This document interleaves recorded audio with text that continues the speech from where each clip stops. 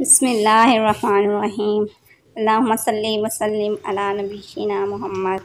जी तो मेरे प्यारे प्यारे व्यूअर्स, उम्मीद करती हूँ कि आप सब खैरियत से होंगे। अल्लाह आपको ईमान वाली सलामती वाली ज़िंदगी अता करे, आमीन। जी तो व्यूअर्स, आज मैं आपको पकोड़े बनाने का तरीका बता रही हूँ। ये पकोड़े आप कड़ी के लिए भी बना सकते हैं और वैसे भी बना सकते हैं।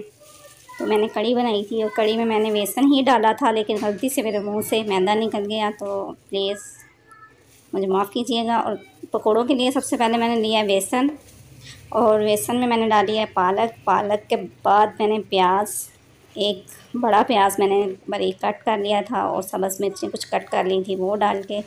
और जो पकोड़ों में आलू हैं वो मैं थोड़े से लंबे चिप्स स्टाइल में काट के, लेकिन बारीक काटती हूँ, मैं वो डालती हूँ। इसके अलावा नमक मिर्च अपने हस्ब ज़रूरत आप डाल सकते हैं। और फिर मैंने सूखा धनिया कूटा हुआ डाला है, और एक पिंच मैंने इसमें अजवाइन की डाली है। डाल के अब मैं इसको मिक्स करूँगी ऐसे ही, क्योंकि पालक धुली हुई थी, कुछ थोड़ा बहुत पालक में पानी होता है, तो मैं इसको मैंने इसमें पानी ऐड नहीं किया, बस इसको मैंने खुश्क ही हाथों के साथ मिक्स कर रही हूँ। और मिक्स करके इसको मैं 5 मिनट के लिए रखूँगी। आप ये देखें, मैं इसको चेक करूँगी, अगर तो इसमें किसी चीज़ की ज़रूरत हुई, पानी या मतलब बेसन वगैरह किसी चीज़ की ज़रूरत हुई, तो वो मैं और ऐड कर लूँगी, वरना ये ऐसे ही मैं पकोड़े बना लेती हूँ।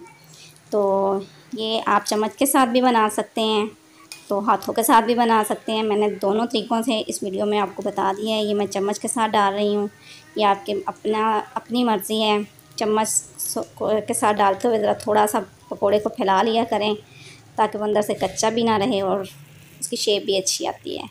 और ये हाथों के साथ डालने का तरीका है, हाथों में उंगलियों में लेके आपने बस उंगलियों को ऐसे मतलब खोलना है, और इंशाल्लाह आपके पकोड़े बहुत मज़े के बनते हैं। हाथों के साथ भी और चम्मच के साथ भी, वो आपका अपना स्टाइल है, जैसे आपको इजी लगे आप बना सकते हैं। और तकरीबन 1-1.5 मिनट के बाद जब मैंने देखा है कि वो एक साइड से हो गए हैं ब्राउन ब्राउन से, तो मैंने उनको पलट दिया है।